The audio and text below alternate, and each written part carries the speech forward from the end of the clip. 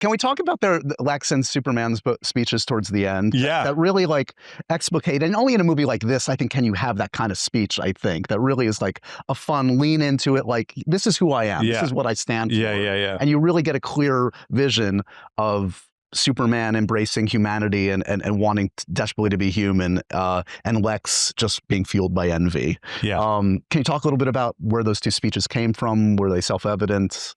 Well, I always knew, you know, they were later additions in the script. Okay.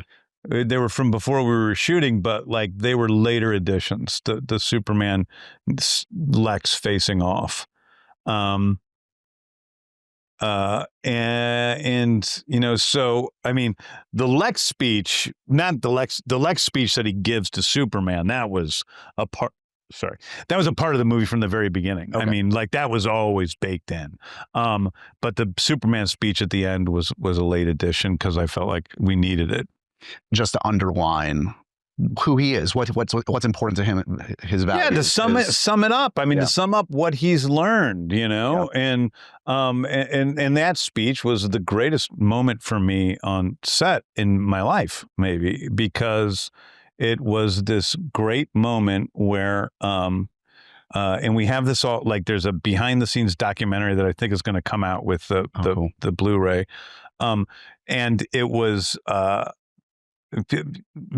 David, as you know, people know by now who have been watching, has a lot of questions, and he's got a lot. He just questions everything all the time, right? And he's a very actory actor. Yeah.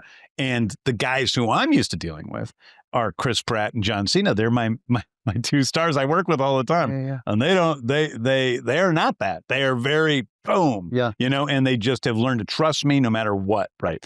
And it's what you get for hiring Juilliard. I know. Yeah. And so David is giving the speech, and I had so much writing on the speech because I didn't think the movie would work if the speech didn't work. And he came in, I was so nervous about it because I'm like, it could be too cheesy.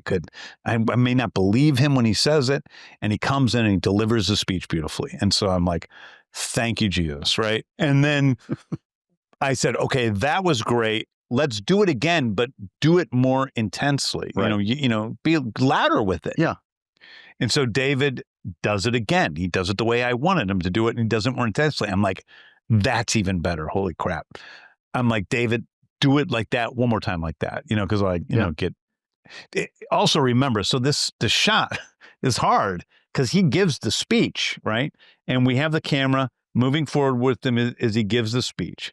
Then we pan over to Lex, and Lex has to give his speech. Right. Now, Nick Holt is the unsung hero in this story because he's perfect every time and never misses. But we swing over to Lex, and then Lex gives his speech, and then we have to curl around Lex and come around as he's giving his speech. And at the exact right moment, with the camera coming to the exact right point, about to stop, and Lex about to stop his speech, he's got to get hit by crypto and go down.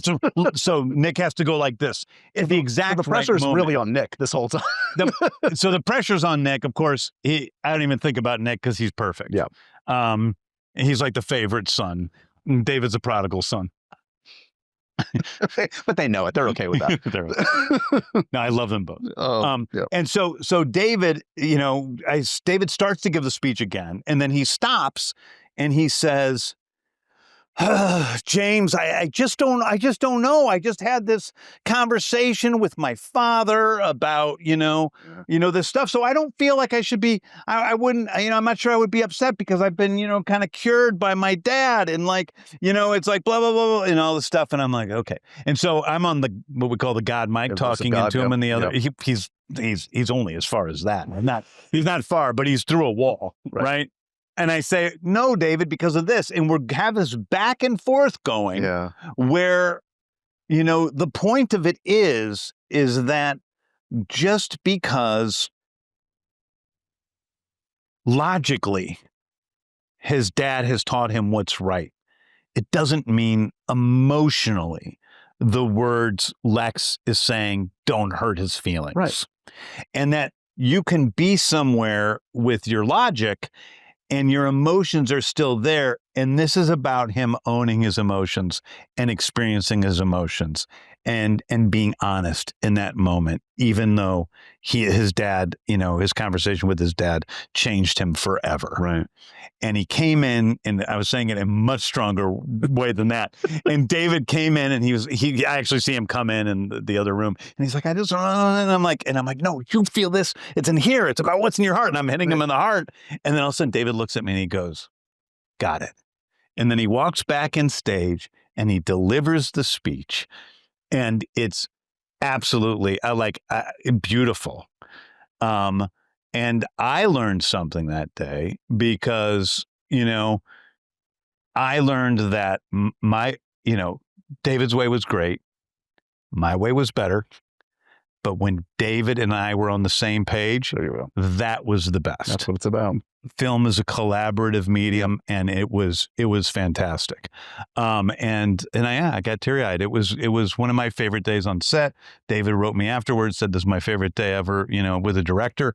And so it was a really great moment, and that's our relation. I mean, that explains my relationship with David better than anything, Totally. and it's just, he is a really talented guy and a good friend. And, but he's a handful, David's my crypto. He's just irascible. He just gets under your skin. He just can't be controlled, can't be contained.